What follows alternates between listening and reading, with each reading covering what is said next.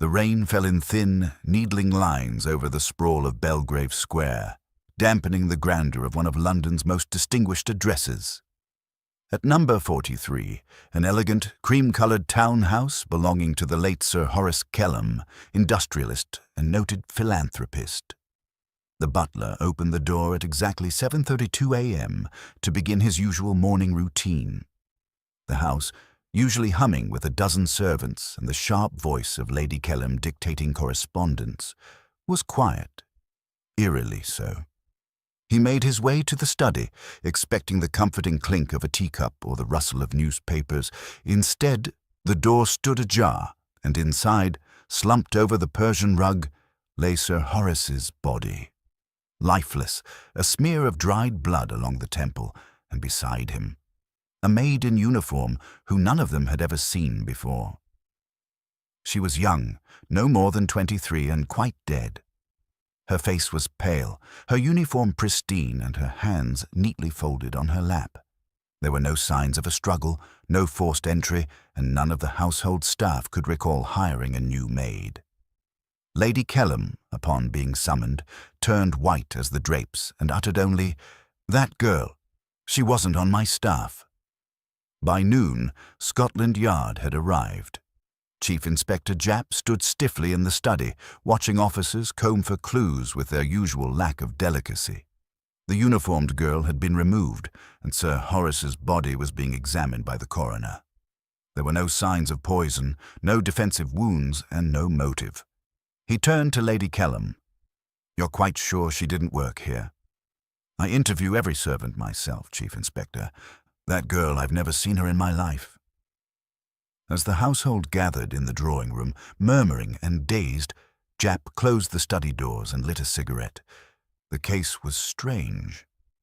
Stranger than most. A dead man of influence.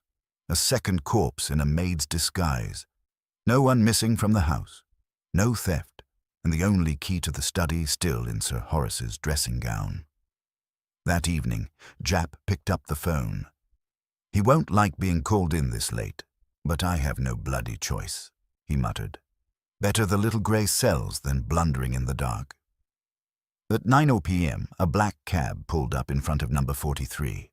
The doorman peered out to see a compact man with waxed moustaches step elegantly from the vehicle, umbrella in one hand, a perfectly brushed bowler hat in the other. Hercule Poirot stood still for a moment, his eyes travelling up the house with detached interest. "Une maison très riche," he murmured, but inside, disorder. Japp met him at the door. "You'll like this one, Poirot. Nothing stolen, nothing forced. 2 people dead, one of whom apparently never existed." Poirot removed his gloves slowly. "Ah, that is already most intriguing. 2 bodies and 1 identity too many." They walked into the study. Poirot's gaze swept the room, noting the thick carpet, the shattered porcelain vase near the writing desk, and the absence of anything visibly out of place, except the strange, quiet emptiness. "And you say the girl was dressed as a maid, mon ami, but nobody knew her?" "Exactly. Lady Kellam says she was never hired. The other staff swear they'd never seen her before." Poirot knelt by the rug, examining the place where the maid had been seated, her posture oddly dignified for someone so violently dispatched. "Forgive me, Japp, but do the English often sit like statues when they are about to die? She was already dead when we got here. No signs of a struggle." Poirot raised a brow. No signs of struggle can sometimes mean very great resistance. Internal, perhaps. "Tell me, had anyone rung the agency lately for new staff?" "None. And the agency confirmed they've sent no one new to number 43 for over 3 months. Poirot walked slowly to the corner of the room, where the maid's cap had fallen. He lifted it delicately and examined the inside seam. There, in tiny blue thread, the initials EM were stitched. Tiens! She did not borrow this uniform, at least not carelessly. She prepared for this moment, non. A name concealed, a role assumed, and then death. Japp frowned. So she came here on purpose. Poirot tapped his temple. You English, you think in facts. But me, I ask. Why would a young woman dress herself as a servant, sneak into the home of an aging magnate, sit quietly beside him, and allow herself to die? He looked toward the large fireplace. On the mantel sat a clock, ticking steadily. Poirot adjusted it by exactly 30 seconds. Order, Jap. Everything must be in its place. But someone has upset the order here. I intend to put it back. Outside, the rain deepened. Inside, Poirot turned to face the assembled household. Lady Kellam stood like stone. Her son, Charles, a sallow man of 30 with an impatient jaw, leaned on the banister. The housekeeper, Mrs. Drummond, clutched a handkerchief, her knuckles white. Poirot's voice was calm, but penetrating. Mesdames et messieurs, I require only one thing from you this evening, the truth. And I assure you, it will be far more comfortable if you offer it now, before I must peel it from your silences. He turned to Jap. You shall interview them each, and I shall observe. It is not what they say that matters. It is what they believe they are hiding. Jap opened his notebook. Poirot stared once more at the carpet where the mystery maid had died. A girl enters a house pretending to be a maid and dies beside a man of immense power, Poirot whispered. This is no ordinary case, Jap. This is a performance, and every performance hides a playwright. By early morning, the staff of number 43 Belgrave Square stood in silent unease within the green drawing-room, their faces pale beneath the soft gleam of the chandelier. The atmosphere had soured overnight, curdled by whispered questions and the looming presence of Hercule Poirot, who sat near the hearth, hands neatly steepled, observing them like a cat observing a cage of birds. Lady Kellam, regal despite her black mourning dress, occupied the settee with rigid posture, her long neck held taut as a violin string. Her son Charles leaned against the window, smoking with a disdainful detachment that seemed rehearsed. Near the tea-cart stood Mrs. Drummond, the housekeeper, her eyes red-rimmed from weeping, but her jaw tight with control. Behind her hovered young Elsie, the scullery maid, who looked perpetually on the verge of tears. The valet, Mr. Sturgis, cool and precise, maintained a respectful distance from them all. The gardener, Mr. Hobday, had been summoned in from the back entrance and sat on the edge of a chair, visibly uncomfortable in the presence of polished furniture. Poirot allowed a moment of silence to bloom, as if listening for the thoughts each one struggled not to say. Jap, beside him, cleared his throat. Right then. One by one we'll speak to each of you. This isn't a trap, but lies will waste our time, and Monsieur Poirot does not like his time wasted. Charles Kellam stubbed out his cigarette with unnecessary force. Let's get on with it. I've an appointment at noon. Poirot's mustache twitched. Monsieur Kellam, appointments pale in importance when death has made its own.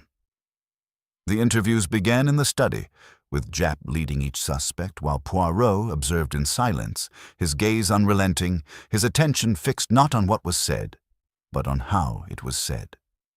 Lady Kellam entered first, swathed in black silk, her brooch a sharp ruby glint against her chest. My husband and I retired early, she said crisply. We had a dinner guest, a family friend, Dr. Bexley. He left around 9. I last saw Horace at 10, alive and, well. Poirot tilted his head. Was he troubled lately, madame? Financially, emotionally? She stiffened. Certainly not. Horace was a man of unshakable discipline. If anything was troubling him, he would not have shown it. He despised fuss. Yet you did not hear anything last night. No movement, no voices, no unexpected sound. No, she said, and I sleep lightly. Poirot nodded politely. Thank you, madame. That is all. For now. Charles Kellam sauntered in next. His pale blue eyes were alert beneath a mask of boredom. Sir Horace was your stepfather, n'est-ce pas? Poirot asked. Technically. He married my mother when I was 12. Treated me as an accessory, nothing more. Did you have a strained relationship? Charles shrugged. I wouldn't say strained. distant. He never approved of how I ran my affairs. Thought I should be in steel like him, not investments and art. Poirot pressed on. And you were home last night? I was, reading in the lounge, alone. Poirot noted the answer but said nothing. Instead, he gestured at Charles' jacket. That is a rather fine silk handkerchief. You prefer colored ones? Charles glanced down, then back up with a sneer. Not particularly. Why? Poirot smiled. I find small details illuminating. Mrs. Drummond, the housekeeper, entered with a curtsy. Sir, I've been with the family 20 years. I swear to you, I don't know who that girl was. No maid came through me. Jap leaned forward. Could she have come in pretending to be staff? Maybe while you were out? Mrs. Drummond bristled. I don't step out without checking all entries locked and logged. Besides, I wasn't out yesterday. Too many guests lately. Dr. Bexley dines often. Poirot interjected, This Dr. Bexley. Is he close to the family? He's practically family. Treated Lady Kellam's nerves for years, and Sir Horace's gout. Poirot made a note. Did he speak with Sir Horace alone last night? Oh, yes. They often had private talks, but the girl...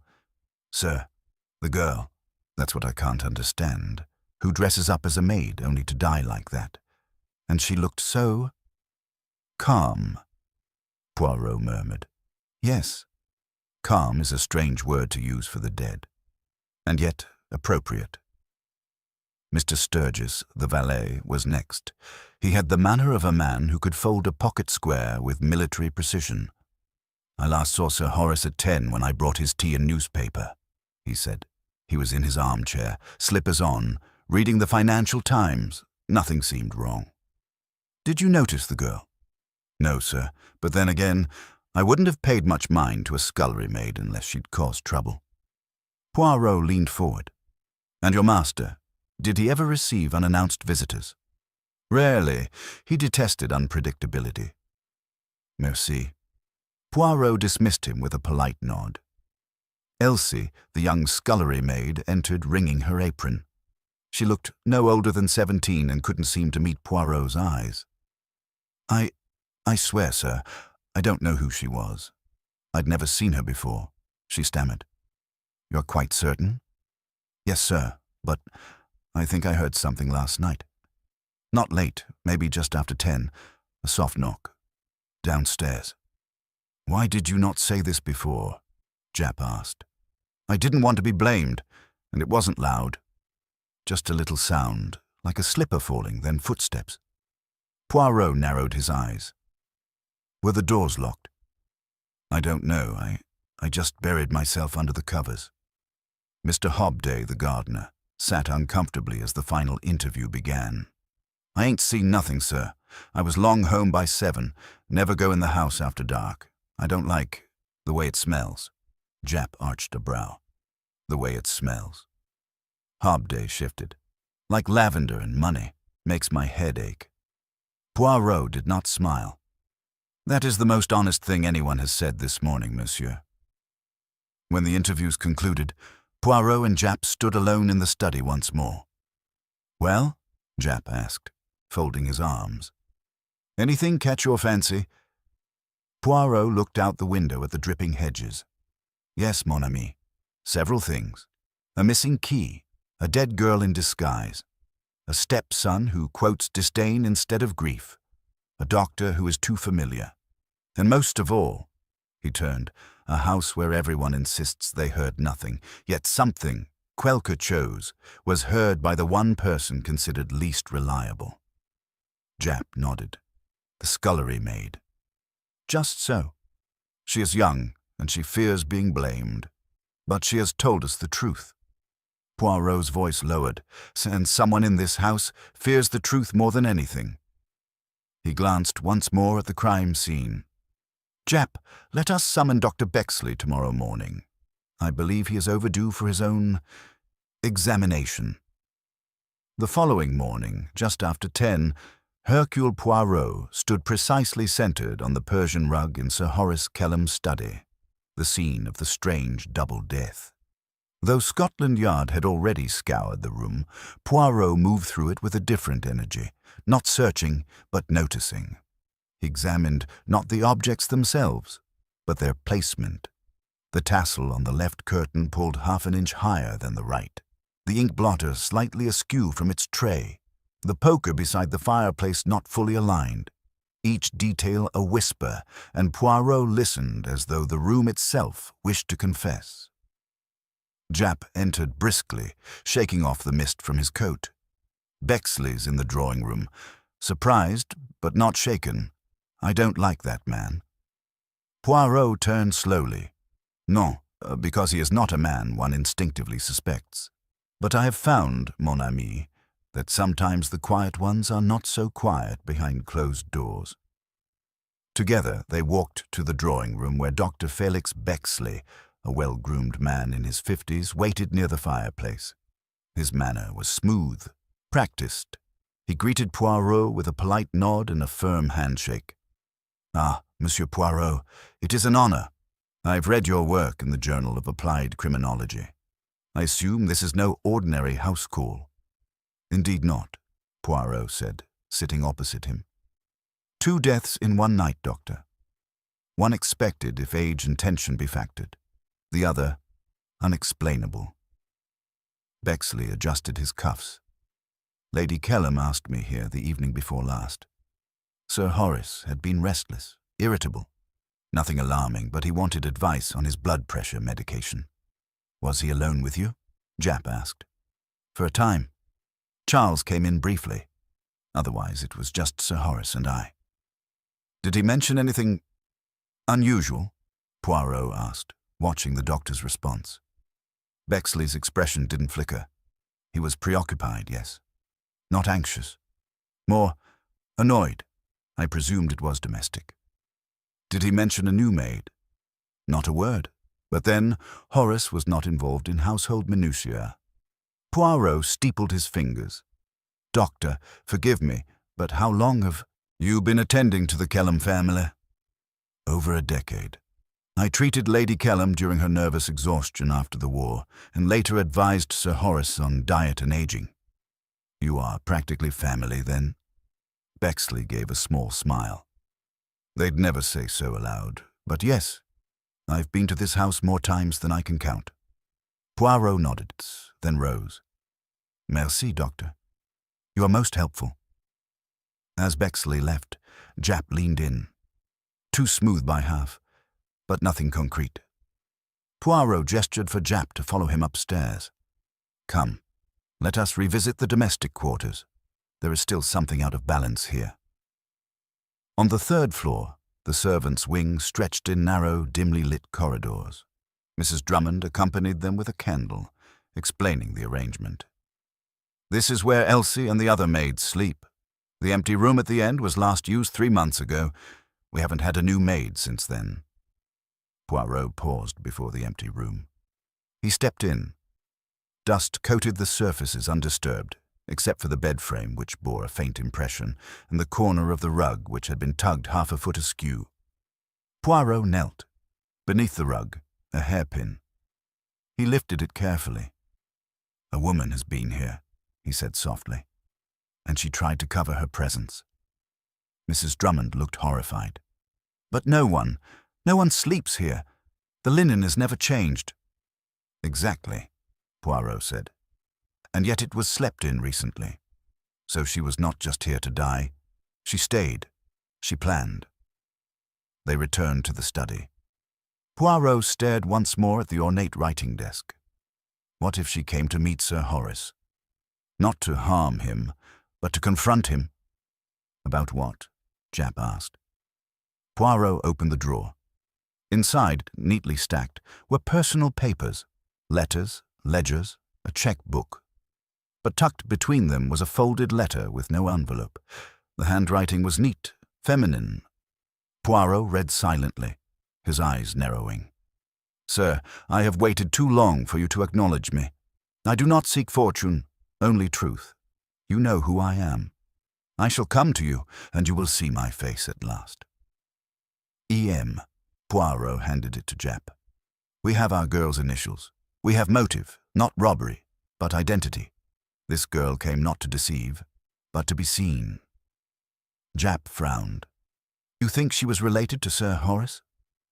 Poirot's voice was low. Bien sûr. A daughter, perhaps illegitimate. The timing, the secrecy, the choice of dress. It all points to someone trying to blend in, to reach a man powerful enough to ignore her. She posed as a maid to infiltrate the household, perhaps even stayed hidden for days. But then, she is found dead beside him. And now, both are silent. At that moment, a constable entered the study. Sir, we've received a call. A young woman, Edith Marsh, was reported missing 2 days ago by her landlady in Clerkenwell. Her mother passed away last year. No known father listed. 23 years old. Employed part-time in a dressmaker's shop. Poirot nodded slowly. The initials match, the age matches, and the motive becomes clear. Japp scratched his chin. So she comes here, confronts him, something goes wrong, and he kills her. But then who kills him? Poirot raised a finger. Non, non, non. That is the mistake. You assume the deaths are directly linked. But observe. No signs of struggle, no blood spatter but a single blow, no defensive wounds. It was too quiet. He stepped to the fire and adjusted the poker ever so slightly. She came to speak. Perhaps she threatened exposure. Or perhaps Sir Horace was overwhelmed. But if he struck her, he did so in a panic. And then, someone else silenced him.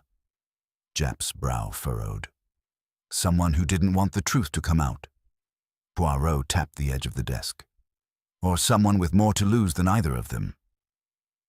A silence fell between them. Poirot turned to the window. The rain had stopped, but the sky remained the color of slate. Now, Japp, we must look not at who had reason to kill Sir Horace, but at who had reason to prevent Edith Marsh from being heard. Poirot looked again at the uniform cap.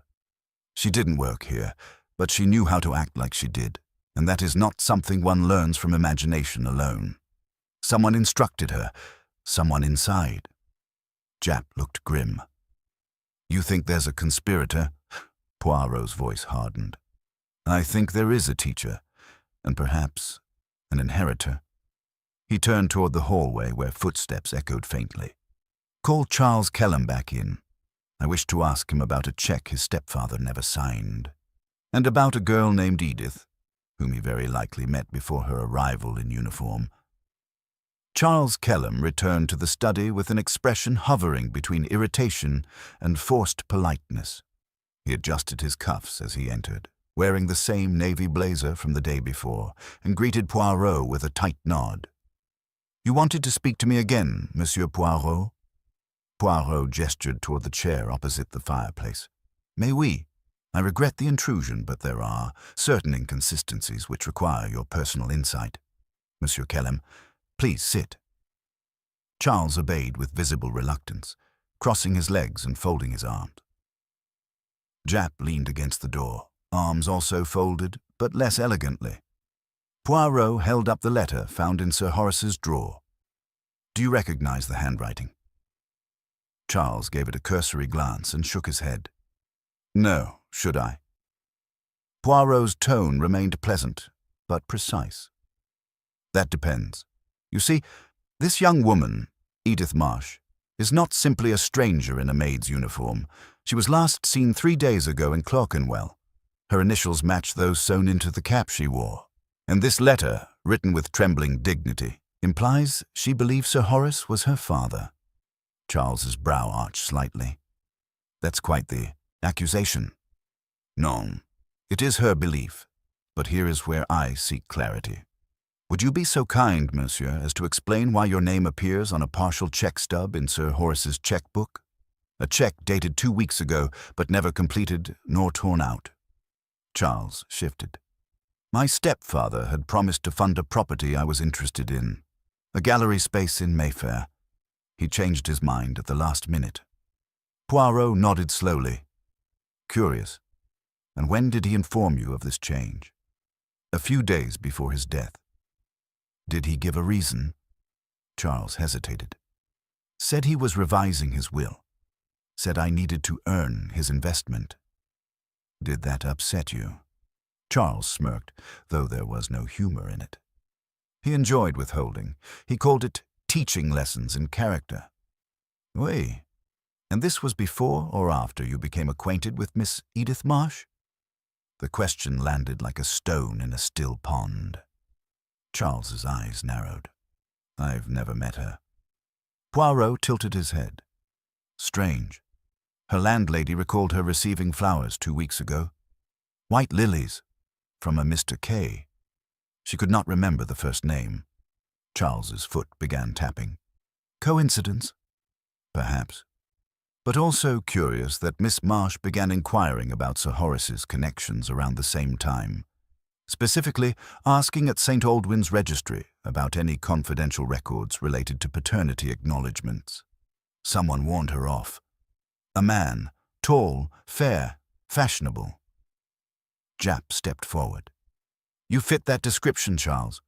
Were you keeping tabs on her? Charles stood abruptly. This is absurd. You're twisting facts to suit a theory. I want a solicitor. Poirot remained seated, calm as ever. That is your right, monsieur, but be assured we are not accusing. We are observing, and it seems you have been more involved in this girl's life than you wish us to believe. Charles stormed out without another word. Japp shook his head. He's hiding something.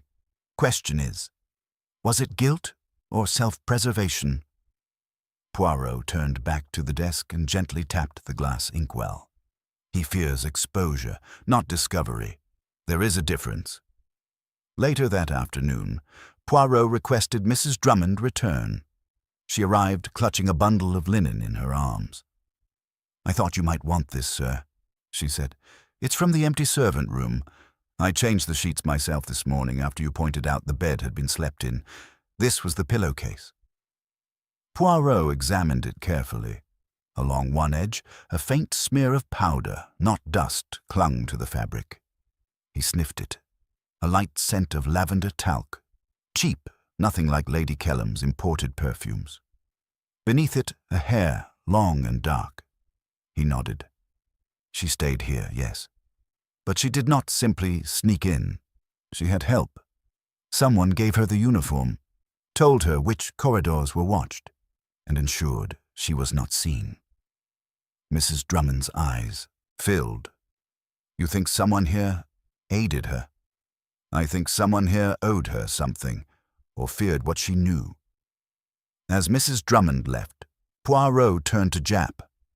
Now we speak with Lady Kellam again, but this time we ask the questions beneath the surface. Lady Kellam was seated in the blue salon, sipping her afternoon tea. When Poirot entered, she gestured toward the armchair across from her, poised as though she were entertaining an old friend rather than assisting a murder inquiry. You're back again, Monsieur Poirot. I assume you've uncovered something dreadful. Not dreadful, madame. Revealing. I wish to ask you about your husband's early business years. She set down her cup. Horace built his empire before we met. We married in 1914, the week before the war. Was there ever mention of a woman named Anne Marsh? Lady Kellam went still. Then she reached for her pearls and adjusted them slowly. I've heard the name. Long ago. He employed her briefly, before the war. She was a typist in his office. Pretty, I believe. And dismissed? Rather suddenly. I assumed it was for impropriety. I never asked. Poirot's eyes sharpened. Did you know she bore a child? I suspected, but Horace was never confronted. He handled such matters, discreetly. Poirot nodded. And yet the past does not remain buried, madame. It walks, sometimes in the form of a maid no one remembers hiring. She inhaled sharply. Then the girl, she was that child? We believe so. Her name was Edith Marsh, and she came here not to steal, not to serve, but to be heard. Lady Kellam pressed her handkerchief to her lips. My God, and now she's dead, and Horace is dead. Poirot stood. Indeed, but one did not kill the other. That, madame, I'm quite certain of. As he left the salon, Poirot paused at the staircase, looking up toward the servant quarters. His mind worked silently, the facts arranging themselves.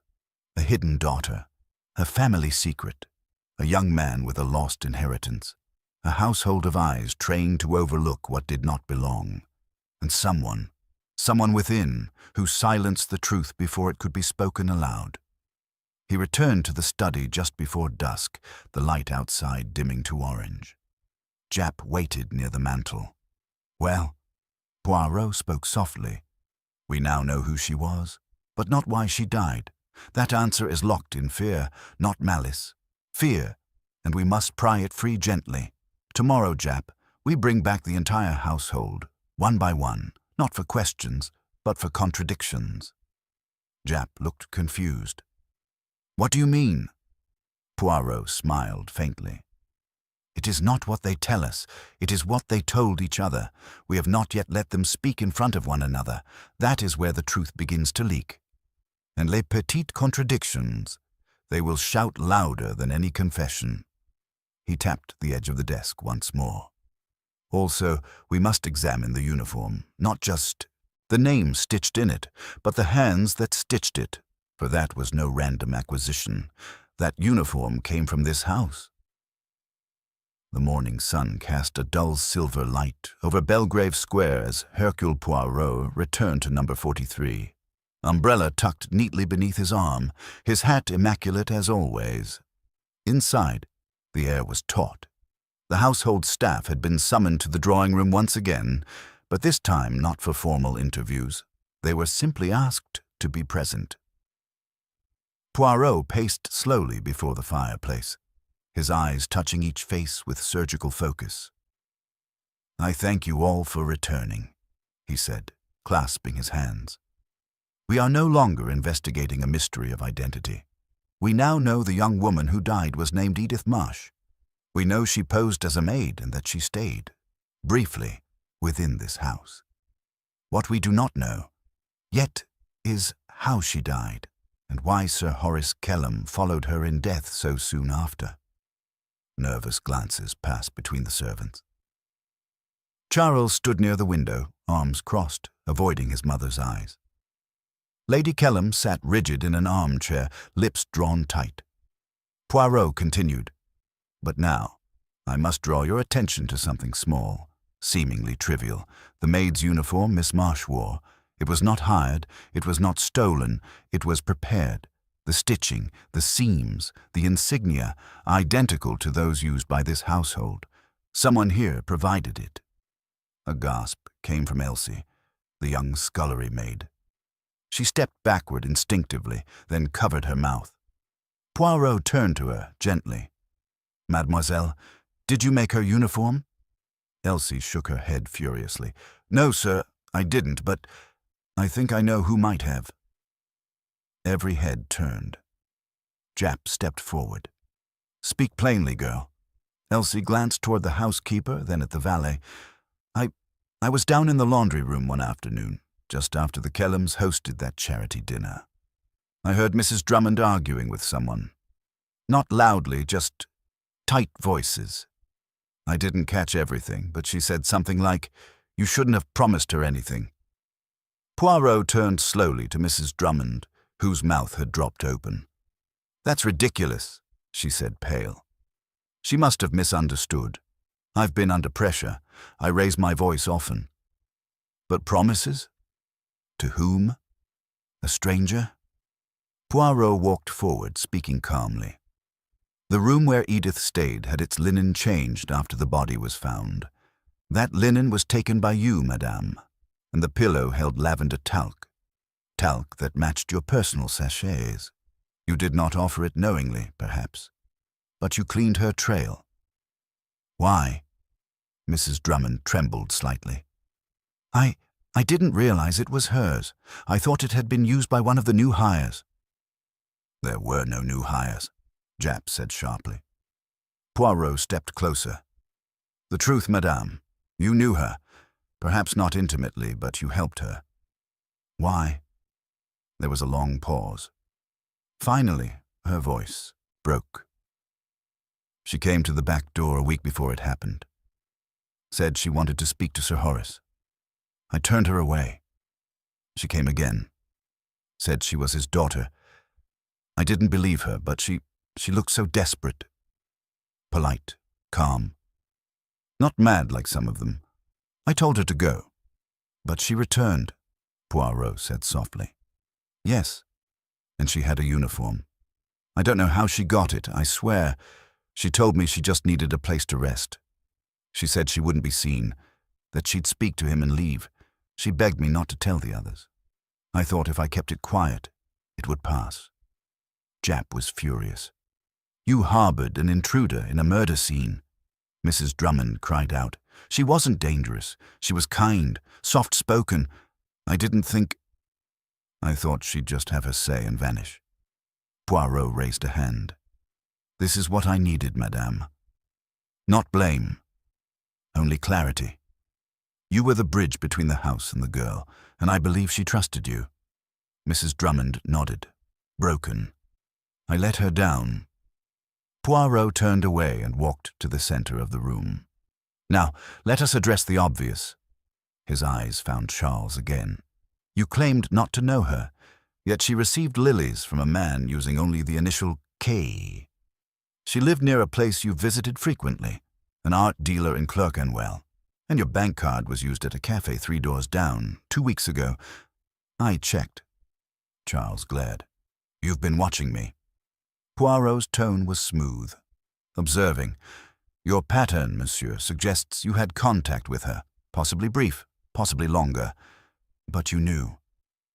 Charles stood his ground. I may have met her once.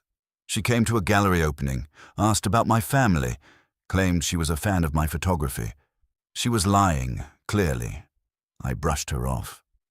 Yet she wrote a letter to your stepfather shortly after, Poirot replied. She believed she had been acknowledged. What did you tell her? Charles' voice grew cold. I told her not to come near this house again, that my stepfather would never accept her. I thought she'd disappear. I didn't think she'd show up here. Poirot studied him a moment longer. Then he turned to Jap. A lie hidden behind a shield of pride, not unusual in families with titles. Jap nodded. So Charles warned her off. She came anyway, spoke to Sir Horace. Poirot held up a finger. No, that is where you are wrong, mon ami. She never spoke to him. Silence. Lady Kellam stood. What are you saying? Poirot moved slowly to the study door. Sir Horace was in his chair, the girl seated beside him, dead, hands folded. No signs of struggle. Sir Horace did not kill her. He found her. Jap's eyes narrowed. Then what? Poirot's voice was firm. Edith Marsh took her own life. Gasps filled the room. Even Charles looked stunned. Poirot continued. She came here for acceptance, for acknowledgement. She waited, unseen. Perhaps she left the letter in his study and hid, hoping he would call for her. But when the moment never came, when he remained silent or refused to face her, she saw no path forward. Lady Kellam whispered, She poisoned herself. No, Poirot said. I believe she took sleeping draughts, enough to slow the heart. Then she sat beside him as though daring him to see her. And he was so wrapped in his paper, in his pride, that he never even noticed. By the time he turned, she was gone. Jap looked shaken. And then, Poirot's face hardened. Then he panicked, not from guilt, but from reputation, and someone saw that panic, someone who feared what this truth could unleash, the will, the inheritance, the shame. And they struck, Jap said grimly. So Sir Horace was murdered, but not by Edith. Exactly. Poirot turned back to the room. We have been chasing one killer, but there are 2 stories here. Hers is a tragedy, his a crime. And now we must separate pity from motive. For the person who struck Sir Horace did so with cold blood. He looked around at the faces again, and they are in this room. The drawing room emptied slowly after Poirot's revelation. No one argued, but the weight of the words, "She took her own life," left the air heavy with unease. The household dispersed, each member now aware that one truth had been uncovered, but the true danger still walked among them. Only Poirot and Japp remained behind, standing beneath the ticking mantel clock, which now struck 12 noon. "She didn't kill him. She died beside him, quietly, unnoticed," Japp said in a low voice. It's tragic." Poirot nodded. "Oui. She did not want revenge. She wanted recognition. She came hoping to be seen, and when she was not, she faded. A quiet, final defiance." He stepped toward the center of the room. "But Sir Horace, he died violently. That is what the killer cannot hide. That is what they will answer for." Poirot began a new game, not with questions, but with behavior. He knew now that truth would not come from more interrogation. The killer was no fool. They would remain guarded, precise. So Poirot chose to disturb their balance, to make them slip. That afternoon, he had the household staff gather once more, only this time in the dining hall, not the study, a subtle change, but a significant one. He instructed that the chairs be rearranged. Charles was placed directly opposite Mrs. Drummond. Lady Kellam sat beside Elsie, Mr. Sturgis, the valet, beside Charles. Everyone noticed, though no one commented. Poirot stood behind the chair at the head of the table, unseated, and began to speak as though casually recounting events. "We now understand Edith Marsh came here with hope. She was failed by those who should have protected her. That much, I think, is beyond question. But someone here, someone, took advantage of the chaos that followed her death. They struck Sir Horace and made it seem as though he collapsed from shock. But a man does not fall forward cleanly after a blow to the temple. A man struck from behind would slump unnaturally. And yet Sir Horace was seated, his head bowed, his tea untouched." Poirot paused. "Whoever killed him entered that study after Edith had already passed. That person saw not just a dead girl, but an opportunity to end Sir Horace before he changed his mind, before he adjusted his will." All eyes shifted instinctively toward Charles. Poirot noticed, but said nothing. He continued, "There are those among us who stood to gain from Sir Horace's silence, or from Edith remaining forgotten. The inheritance, the scandal, the perception of weakness. These things matter very much to those who live by reputation." Lady Kellam sipped her tea. "You're circling, Monsieur Poirot. Are you accusing my son?" Poirot smiled faintly. "Madame, I accuse no one.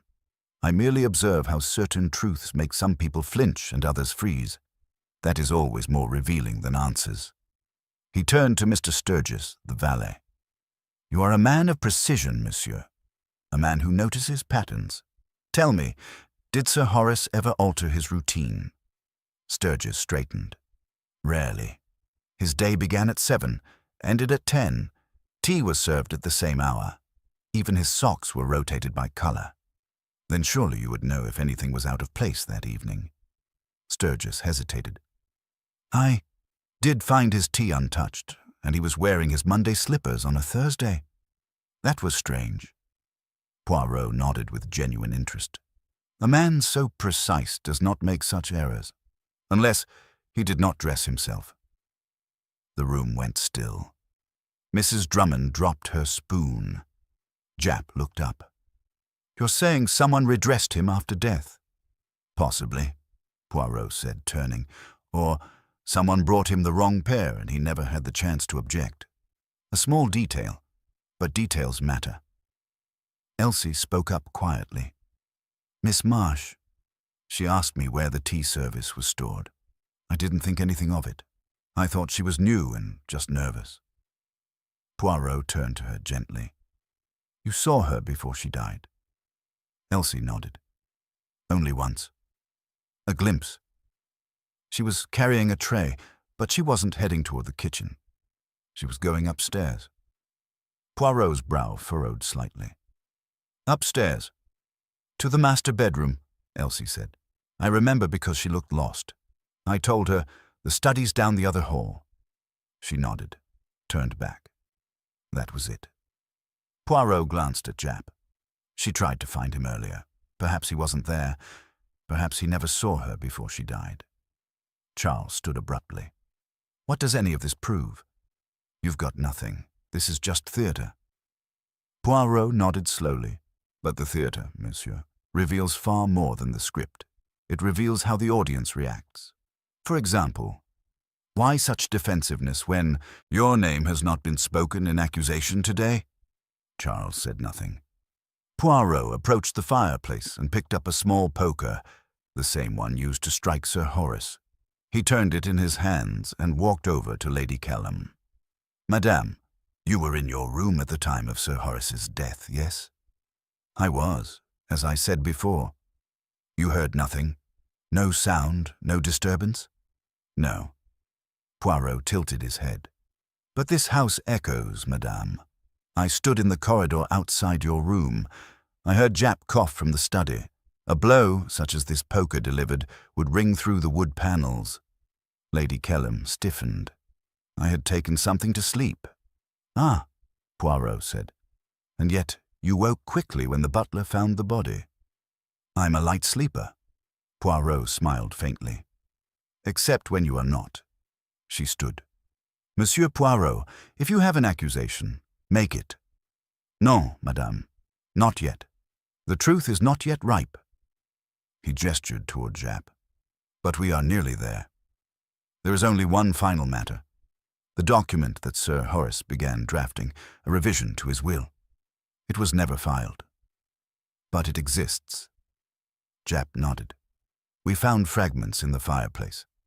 Half-burned." Poirot turned to the room. It left behind only one word. "Daughter." Everyone was silent. Poirot's voice lowered. Sir Horace had begun the process of legal recognition. He intended to acknowledge Edith Marsh formally. He had changed his mind. He was no longer afraid, and someone read that draft before he could finish it. Someone who knew that if Edith's name was inked into the will, everything would change. Poirot walked to the center of the room, looking at each face. The killer is not the one who feared Edith. It is the one who feared what she represented. Legitimacy, change, scandal, and a share of everything Sir Horace built. His eyes settled on one figure. "And I believe that person never left this house after the murder. They remained. They watched us. And now they tremble." He turned to Jap. "Tomorrow I will call everyone back, not for questions, for reconstruction. We shall walk the steps Edith took. We shall trace Sir Horace's final moments. And someone will fail to keep their story straight." Poirot bowed slightly. "And then, my friend, we shall know everything." The following morning broke over London with a steel-colored sky and a biting wind. At number 43 Belgrave Square, the household assembled once more, not by choice, but by necessity. Poirot had requested they all gather in the study precisely at 8 o'clock. None dared refuse. When they arrived, they found the study transformed.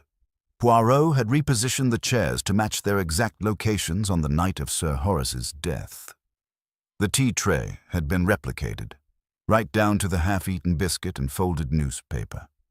On the armchair rested a coat that once belonged to the Laitue's magnate, placed with eerie familiarity. The air in the room felt heavy, as if the walls remembered too well. Poirot stood by the fireplace, gazing down at the cold hearth, hands behind his back. "Mes amis, today we do not speculate. We retrace. We shall see, not imagine, what occurred. You will each play your part, not in pretense, but in position. We begin with Edith Marsh." He turned to Elsie, the youngest maid, and handed her the maid's cap once worn by the deceased. "You saw her carry the tea tray that night, did you not?" Elsie nodded hesitantly. "Yes, sir, around 10. She was headed toward the master bedroom at first, but turned back when I told her the study was down the other way." "Très bien. Then please, Take the tray again and walk exactly as you saw her walk." Elsie obeyed.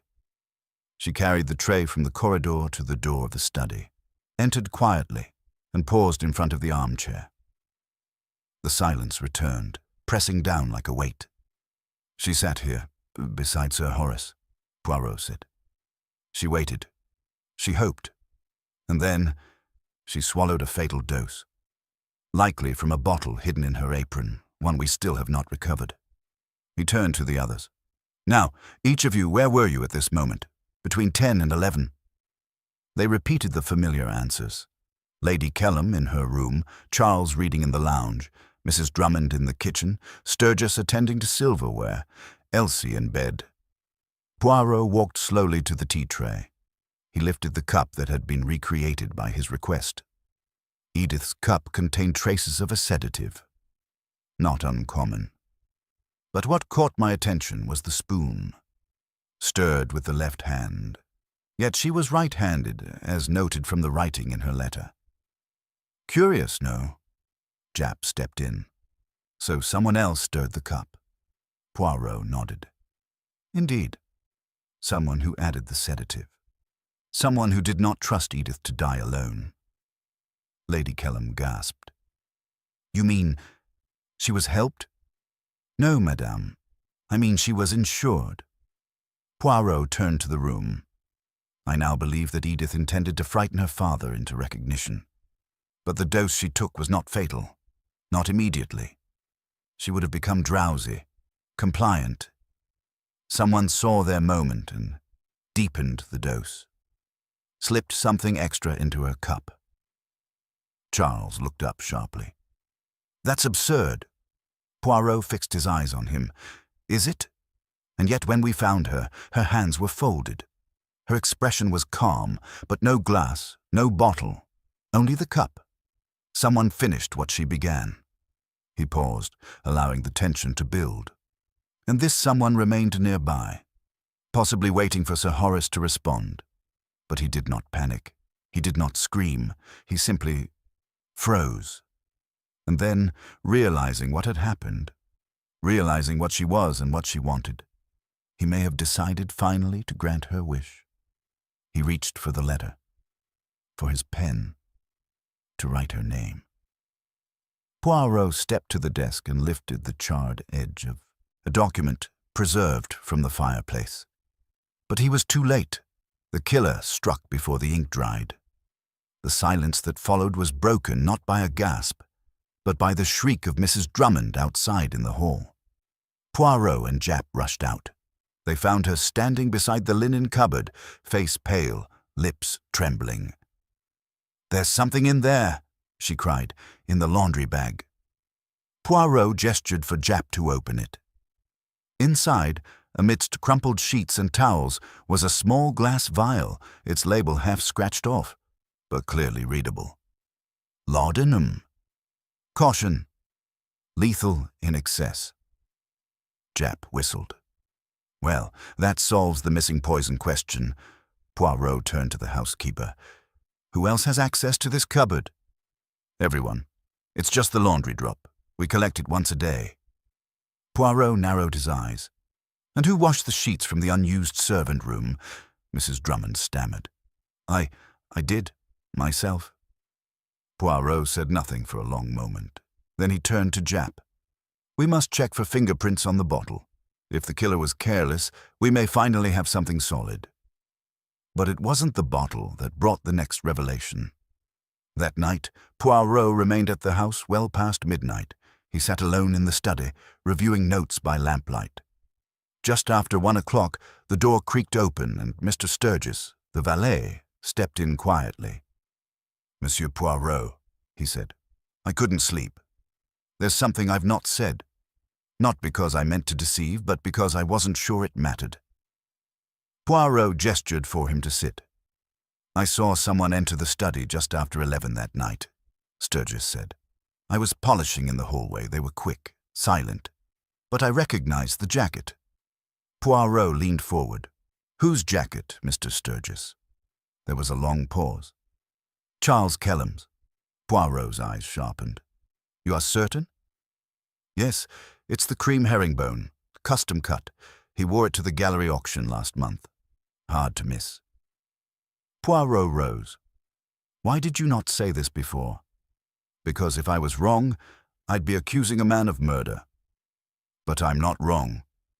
Poirot pressed a hand to his temple. Enfin. At last, a mistake. The killer returned. He assumed no one was watching, but he forgot. The staff do not sleep when the rich believe they do.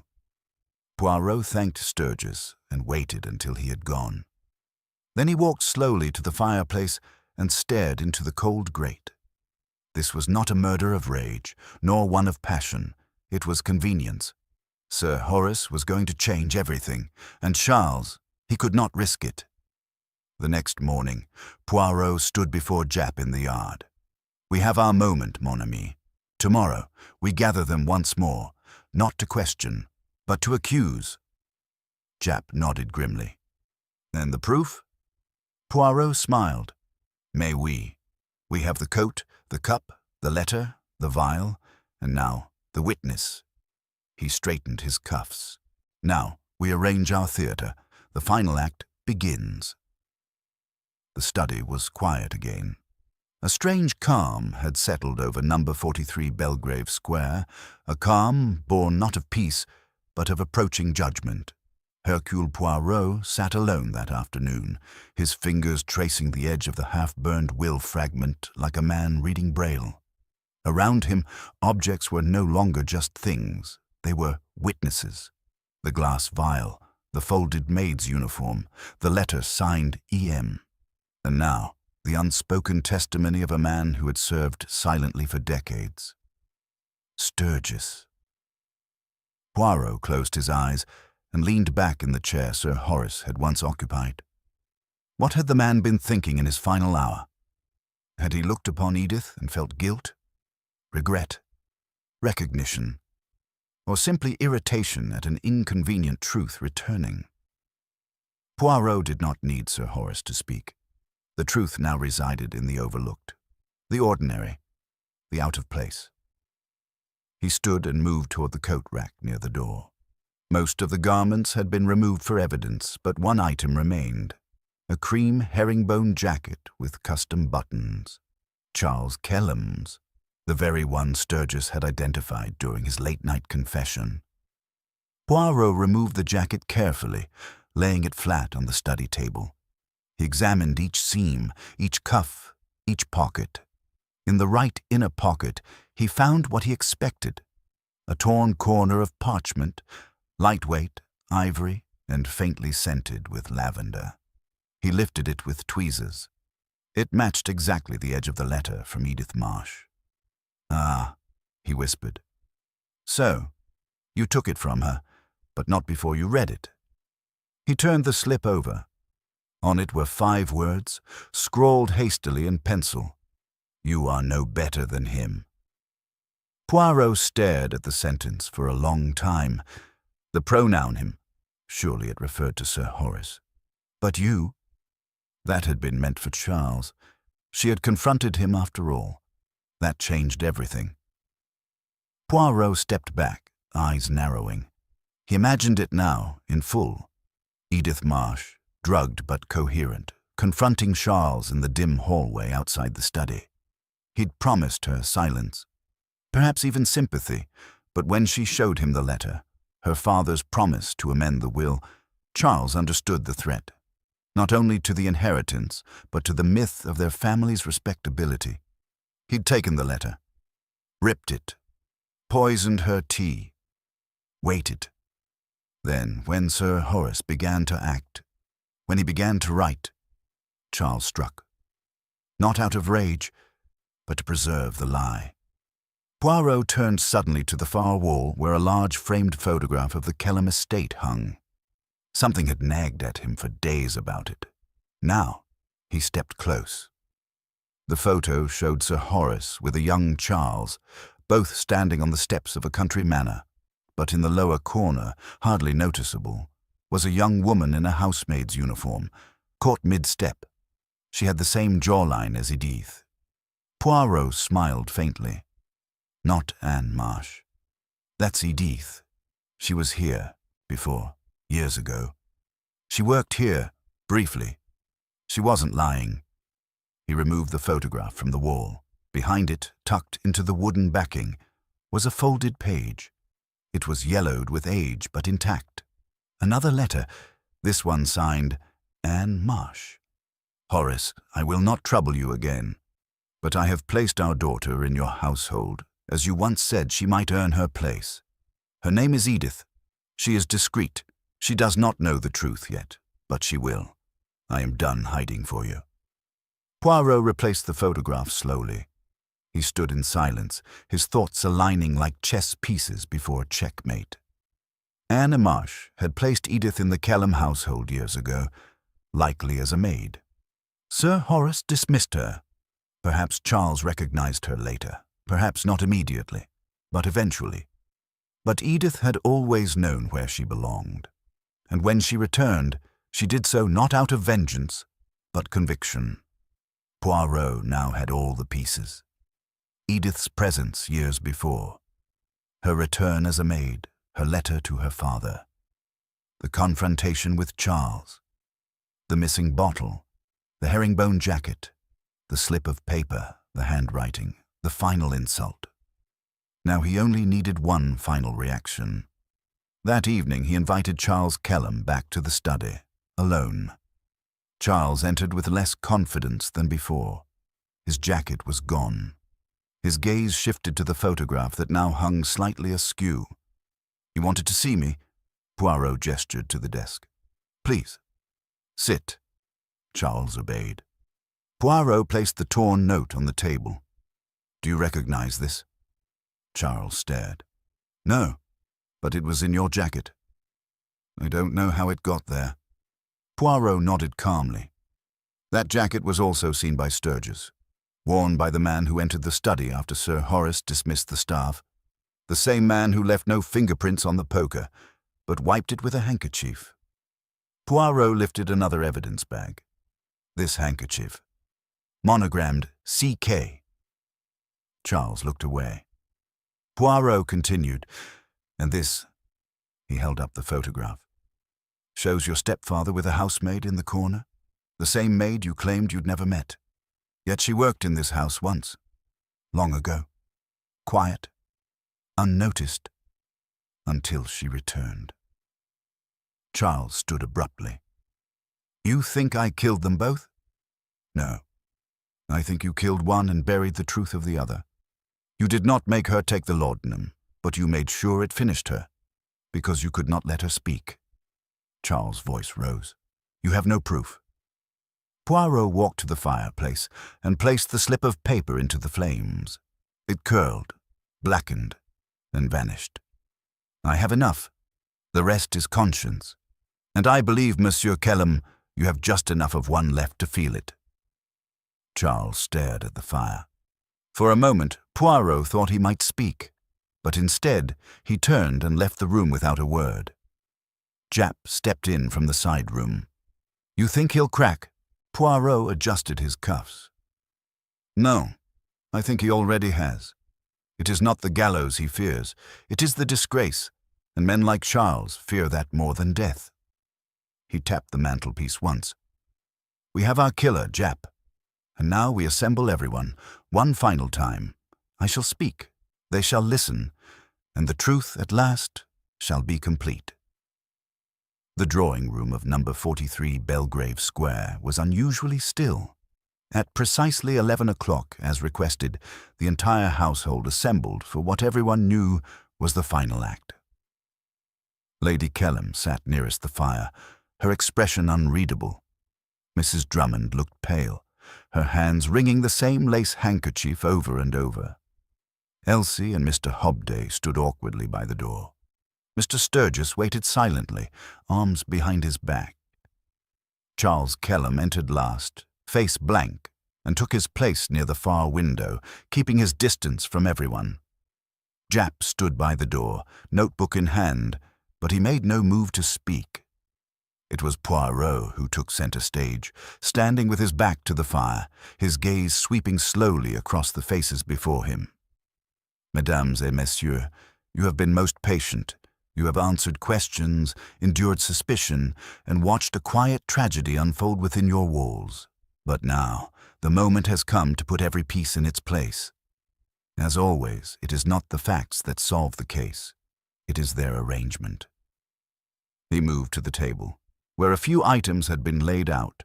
A torn letter, a maid's cap, a small vial, and a poker wrapped in cloth. "We begin," Poirot said softly, "with Edith Marsh, a name that meant nothing to most of you until last week. But to Sir Horace Kellam, it was a name long buried, a consequence of a decision made before he married Lady Kellam, a child born of a liaison with Anne Marsh, a woman he discarded with characteristic convenience." Lady Kellam stirred but said nothing.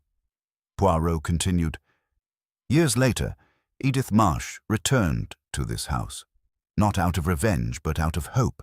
She wanted recognition, she wanted to be acknowledged, and she believed, perhaps foolishly, that if she approached her father quietly, in service rather than confrontation, she might receive it." He gestured toward the maid's cap. "She came disguised, but she did not sneak. She entered with help. Mrs. Drummond." The housekeeper flinched. "You gave her a place to sleep. Perhaps you pitied her. Perhaps you believed it would pass quickly. You underestimated how deeply a child craves truth." Mrs. Drummond's voice cracked. "I didn't think she'd die." "No," Poirot said gently. "You thought it would resolve itself. But it did not." He turned to the others. "Now, you have all heard that Edith took her own life, and it is true to a point. She took laudanum, perhaps intending only to render herself calm, compliant, impossible to ignore. But what she did not know was that someone else had another plan." He pointed to the vial. "This was found hidden in the laundry, wiped clean, but not clean enough. A faint fingerprint remained. Charles, you told us you never touched this girl, never met her, but your fingerprint says otherwise." Charles tensed. "She slipped it into my jacket. She was playing games, trying to blackmail me." Poirot smiled faintly. "Ah, so now you admit you knew her?" Silence. "Very well, let us follow the sequence. Edith writes a letter to Sir Horace. She slips it into his study. She prepares herself and waits. But before she can be seen, you intercept her. You read the letter. You see what your stepfather is planning. A change to his will. A threat to everything you consider yours." Poirot lifted the torn fragment from the desk. "You ripped it. You tried to reason with her. You failed. She drank the laudanum, and then you ensured it worked. You added more, enough to end her life." Charles exhaled through his nose. "You have no proof I did?" Poirot nodded. "No direct proof, only the uniform she wore, which she could not have obtained without someone's assistance. The precise method of poisoning, identical to what was once used in a failed suicide attempt, yours 3 years ago, when your debts were called in. You recovered, but you knew the dosage. You remembered." Charles's expression faltered. Japp stiffened. Poirot turned now to the fireplace. "Then comes Sir Horace. He finds her dead, the girl he ignored, the daughter he dismissed. And finally, he prepares to act. He begins rewriting his will, not from guilt, but perhaps clarity. Age has a way of forcing reflection." Poirot retrieved the half-burned page. "This is all that remained, the word daughter. And you, Charles, you panicked. You waited until the house slept. Then you returned. You struck him from behind. One clean blow." He pointed to the poker. "No fingerprints, but Mr. Sturgis saw the cream herringbone jacket you wore that night. He recognized it. You changed clothes before the body was found. You placed yourself at a distance, but we were always circling back." Charles said nothing. Poirot stepped forward slowly. "You are not a monster, monsieur. But you are a coward. You feared scandal more than justice. You feared poverty more than shame. And so you created a lie." He turned now to the entire room. Edith Marsh did not die in vain. Her story was not forgotten. Her voice was not silenced. She was never just the maid who didn't work here. She was the daughter who did. Lady Kellam spoke at last, her voice thin. And now? Poirot looked at Japp. Now, La Justice, Mr. Kellam will be taken into custody. The Crown will decide the rest. Japp nodded and moved toward Charles. The younger man did not resist. He stood, said nothing, and allowed the constable waiting outside to escort him away. As the door closed behind him, the room fell silent again. Poirot turned to the fire and stood there a long moment before speaking one final time. This house was built on appearance, but appearance deceives. Beneath the surface was a woman cast out, a daughter denied, and a man whose silence cost 2 lives, his own and hers. He turned to Mrs. Drummond. "You were kind, too late. But you were kind." Then to Elsie. "You were honest, even when afraid." Then to Lady Kellam. "And you, madame, you protected a name. But in the end, names mean little when the truth is ignored." With that, Poirot retrieved his coat and hat. As he stepped out into the morning fog, Japp followed beside him. "You never did say what gave it away." Poirot smiled. A cup stirred with the wrong hand, a jacket worn on the wrong night, a name hidden behind the wrong silence. The rest, mon ami, was only deduction. The drawing room was nearly empty now. Charles Kellam had been escorted out under formal arrest. The household staff had dispersed, each to their rooms or duties, heavy with the shock of truth. Only Poirot and Lady Kellam remained, seated across from one another in silence. The fire crackled between them, the only sound in a house that had held too many secrets for too long. Lady Kellam broke the silence at last. "So, it's finished then? My son is to be tried for murder, and my husband dies disgraced in the company of a stranger." Poirot folded his hands over his walking stick and tilted his head. "Non, madame. It is not quite finished. Not yet." Her eyes narrowed slightly. "Then what more is there to reveal?" Poirot spoke slowly, each word measured, quiet. "Your son committed a grave act, but not an impulsive one. No, it was a decision, premeditated in the briefest of moments, but there is something more sinister beneath it, something that does not belong to him alone." Lady Kellam raised her chin. "I beg your pardon?" Poirot stood and walked to the fireplace. He removed a small envelope from his coat pocket and held it out to her. Before Charles returned home the night of Sir Horace's death, he visited someone. Do you know who that was? "I do not." "He visited you." She blinked. "He asked for advice," Poirot continued, "on how to handle a woman who threatened to disrupt the family. He feared she might be dangerous, and you, rather than send her away, rather than open your door, you told him precisely what to do." Lady Kellam's voice was suddenly sharp. "I told him no such thing." Poirot nodded but continued, "And yet he left your room calmer, less uncertain, more resolute. How curious." He stepped closer. "You had no affection for Sir Horace. You tolerated him for his name, for the security, for the house.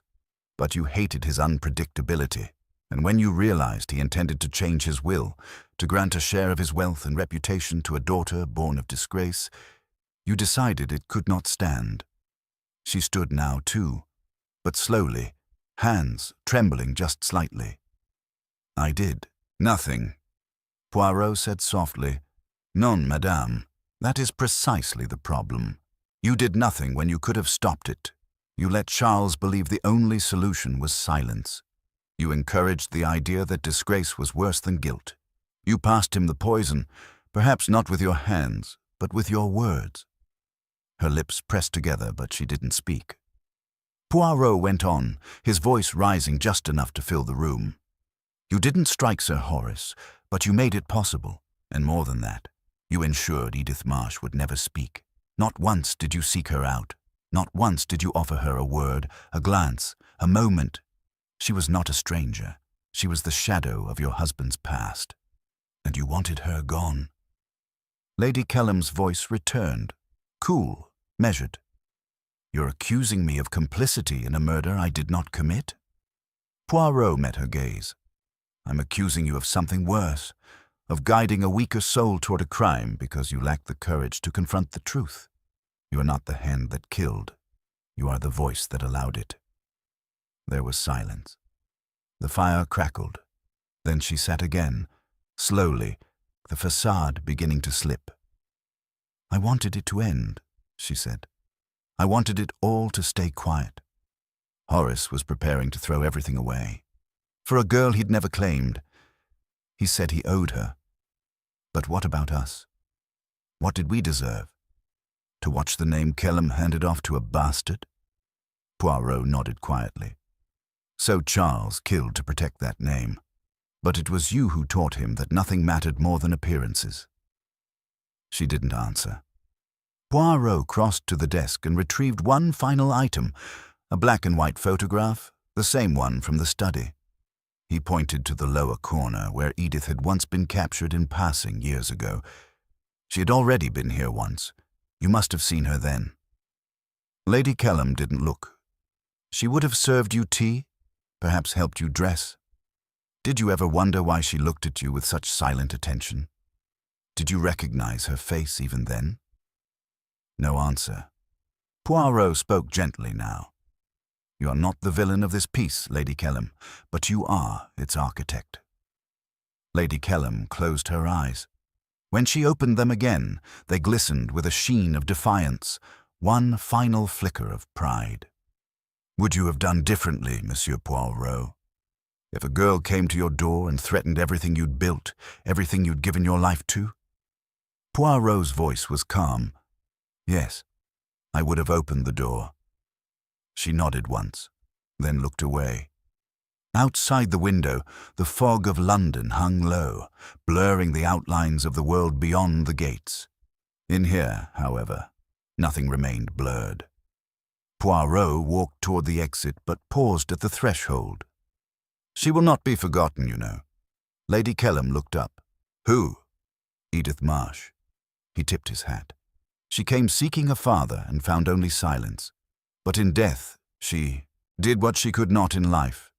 She forced the truth to speak. And that, madame, is not disgraceful. That is justice. He left her sitting there alone. Downstairs, Japp waited with the car. He looked at Poirot's face and understood that the final piece had been placed, though no one else would be prosecuted. Lady Kellam's guilt would live in whispers, not trials. But Poirot knew that sometimes whispers last longer. Is it done then? Japp asked. Poirot nodded slowly. Yes, my friend, the murderer has been caught. But the crime, the true crime, was allowed long before the blow was struck. Japp lit a cigarette. You know what I hate most? That girl came here with hope. She really believed she'd be welcomed. Poirot looked toward the mist. Oui. And for that belief, she paid the ultimate price. The car pulled away from the house at number 43 Belgrave Square, fading into the grey morning, and behind them, the memory of the girl who never worked there remained, no longer a mystery, no longer a ghost, but a name, finally spoken. Time passed with quiet inevitability after the arrest of Charles Kellam. The great house on Belgrave Square no longer carried the same air of detachment and grandeur. It had been touched by scandal, by death, by shame. And though its walls still stood proudly, they now echoed with memory rather than legacy. Hercule Poirot, having completed his role in unveiling the truth, returned to his modest flat in Whitehaven Mansions. But he followed the final outcomes closely, as he always did, not with obsession, but with a sense of moral tidiness. For Poirot, solving a case was not merely an act of logic. It was a correction of disorder, a restoration of human balance. The law moved with customary slowness, but the evidence against Charles Kellam was sufficient. The fingerprints on the vial, the jacket sighting by Sturgis, the torn note in Edith's handwriting. Each element alone was suggestive, but together they formed a web that Charles could not escape. He was formally charged with murder, though his legal team fought vigorously to reduce the case to manslaughter. Their argument, as expected, centered on emotional strain, provocation, and mental fragility, painting him as a man pushed beyond his limits by the reappearance of a past he never chose. Poirot did not attend the trial. He had no need. The facts spoke clearly enough, and his presence was not required to repeat them. But he received a letter weeks later from Inspector Japp. Verdict: guilty, second-degree murder. Sentence: life imprisonment with possibility of parole in 20 years. He showed no remorse, no confession, but no resistance either, as if he accepted it from the beginning.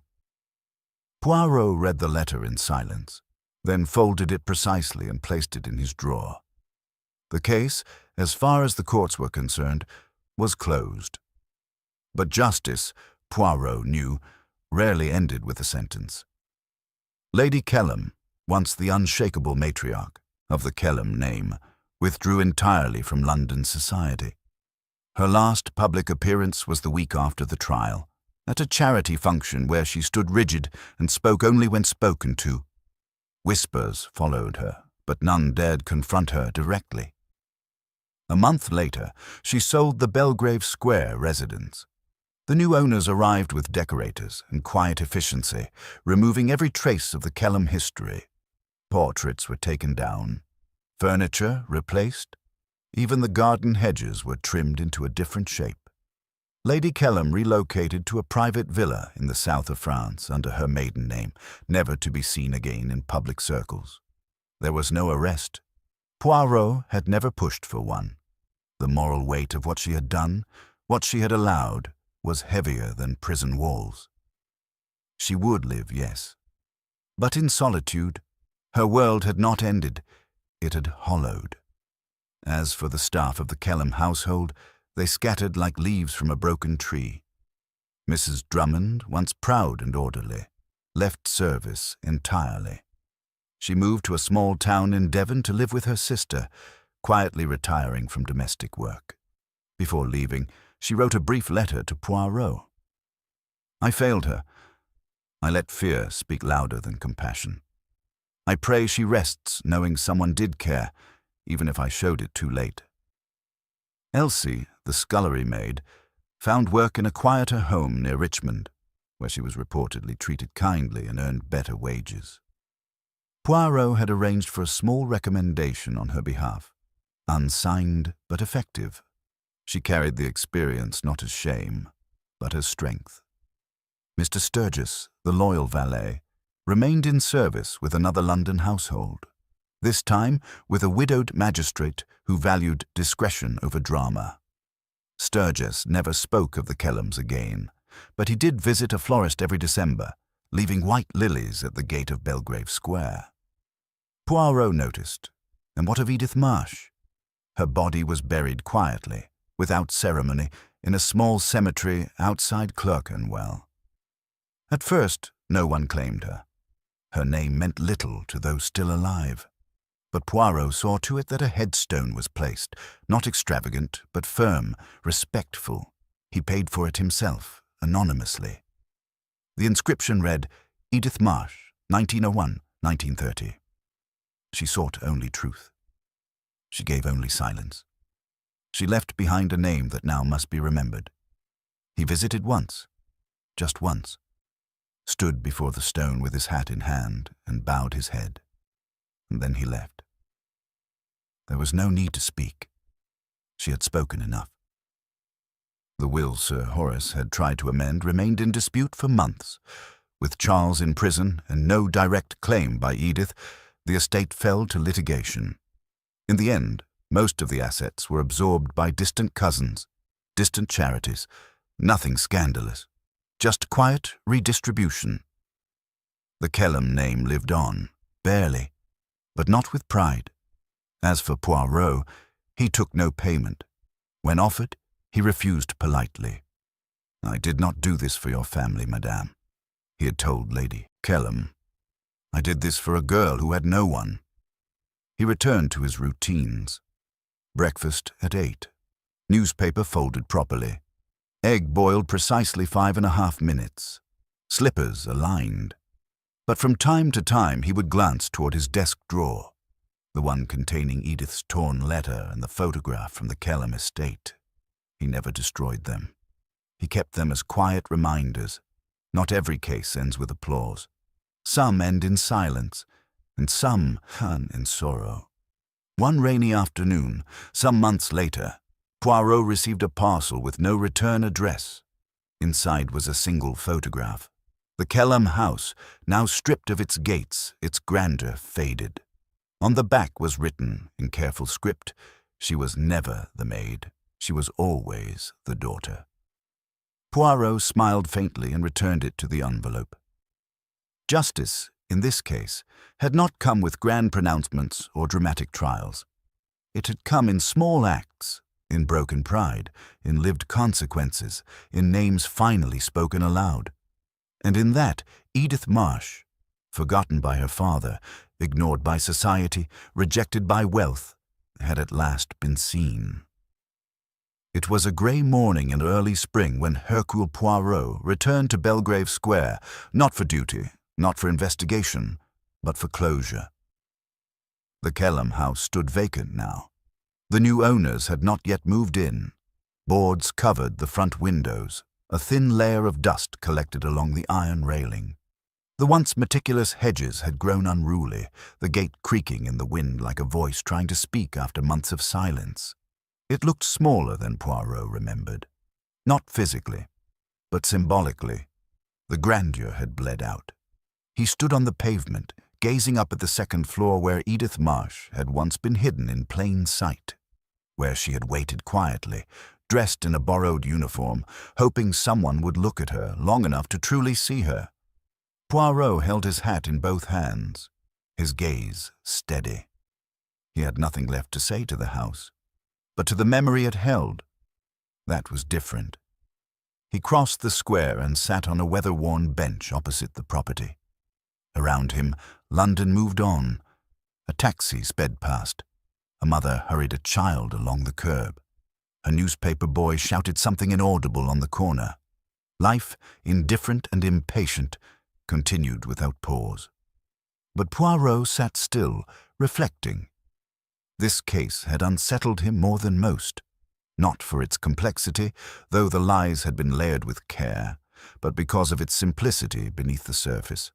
A child rejected, a family ashamed, a society obsessed with appearances, and in the end, a tragedy that had never needed to happen. He leaned back and closed his eyes for a moment.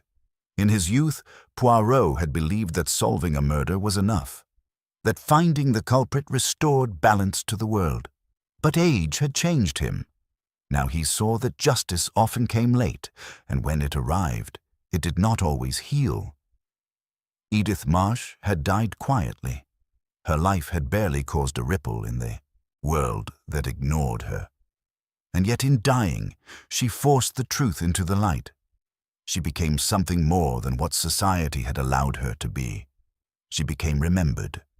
He thought again of Lady Kellam, stoic, cold, hiding her complicity behind posture and etiquette, and of Charles, arrogant, entitled, but ultimately weak. Poirot had seen many killers, but Charles had not killed out of hatred. He had killed out of fear, fear of what Edith represented. Not just inheritance, but exposure, a crack in the perfect portrait of privilege. And yet, as Poirot had told Lady Kellam, the true crime had started long before the blow to Sir Horace's head. It had started with silence, with a child never acknowledged, with a truth too shameful for polite society. Poirot opened his eyes and looked up once more. The window shutters clattered slightly in the wind. Like the flutter of paper, he imagined Edith again, standing in that room, in that uniform, looking down at the world she thought she was finally entering, a world she believed had a place for her. And instead, She was met with shame, indifference, then poison. Poirot's throat tightened, ever so slightly. He was not a sentimental man, not by nature. But this case had pierced something deeper. He reached into his coat and pulled out the folded photograph of the Kellam estate, the one he had kept. Not for evidence, for memory. He unfolded it now and stared once more at the barely visible figure in the lower corner. Her face, half-turned, her posture modest. Just one of many nameless staff in the background, and yet she had been the key to everything. The secret the family hoped would stay buried. Poirot traced her outline gently with his thumb. "She came for truth," he whispered aloud. "And you sent her away." He folded the photo and returned it to his coat. Then he stood, brushed a speck of dust from his lapel, and adjusted his cuffs with quiet purpose. The wind picked up as he walked away from the square, his footsteps even and deliberate. Back at Whitehaven Mansions, Poirot returned to the order that defined his life. He trimmed the rose stems in his windowsill vase, adjusted the doilies under the candlesticks, and dusted the porcelain cat on his bookshelf. All was in place, symmetrical and exact.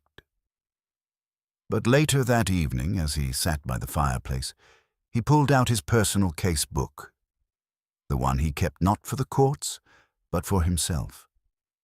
A thin leather volume with gold-embossed corners and neatly written entries. He opened to a fresh page and wrote, "Case, the maid who didn't work. Their victim, Edith Marsh. Born into silence. Died in truth. Her killer was not simply Charles Kellam, but a house, a name, a society that found her inconvenient. Her greatest crime, wanting to belong. Her greatest act, making us remember her." Poirot closed the book. He sat for a long while after that, listening to the quiet tick of the mantel clock.